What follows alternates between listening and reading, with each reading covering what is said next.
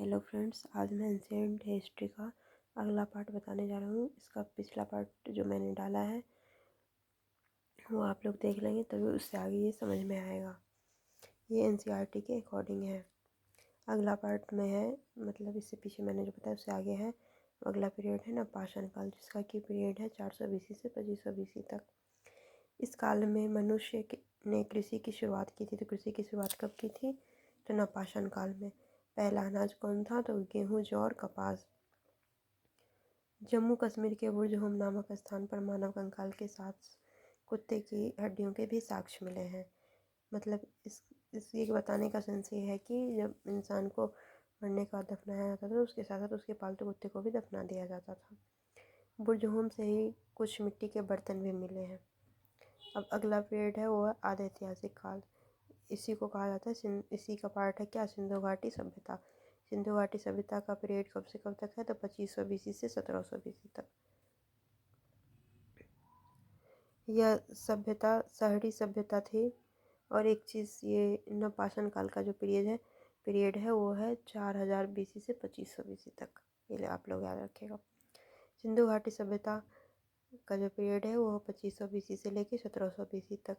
यह सभ्यता शहरी सभ्यता थी। इसका आकार त्रिभुजीय होता था। ये क्वेश्चन बहुत इंपॉर्टेंट है। ये पूछता है कि सिंधु घाटी सभ्यता का जो आकार था वो कैसा था।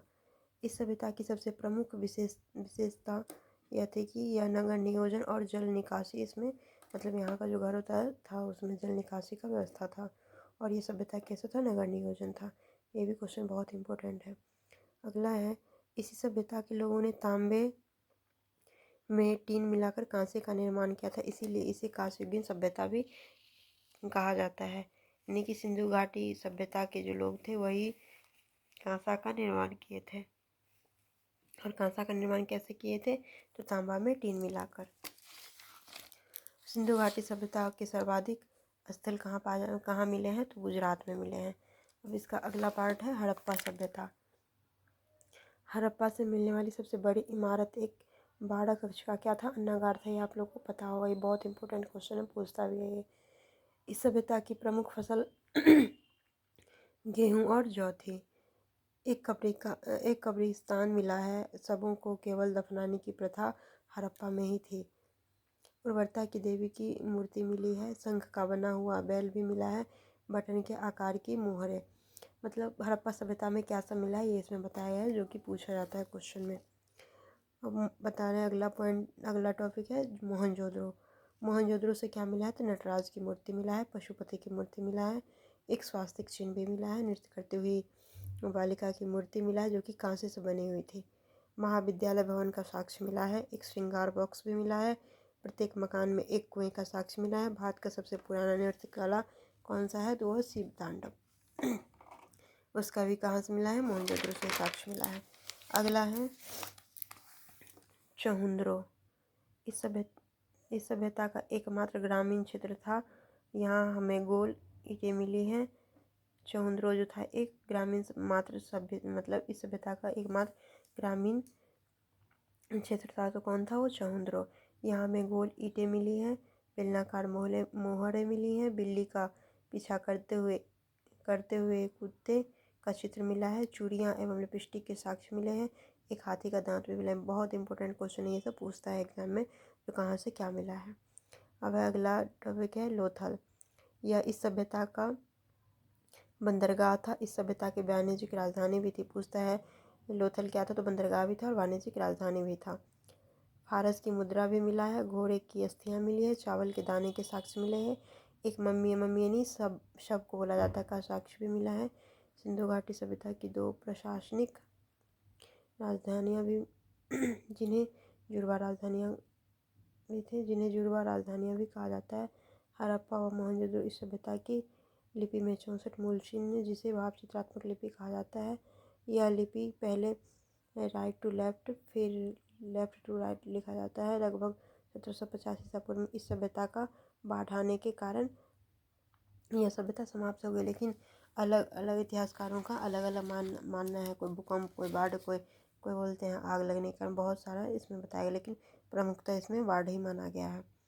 अब अगला है वैदिक सभ्यता। वैदिक सभ्यता का जो पीरियड है वो है 1500 BC में आर्यन का आगमन हुआ था, यानी कि वैदिक सभ्यता का जो पीरियड है 1500 BC से 600 BC तक है।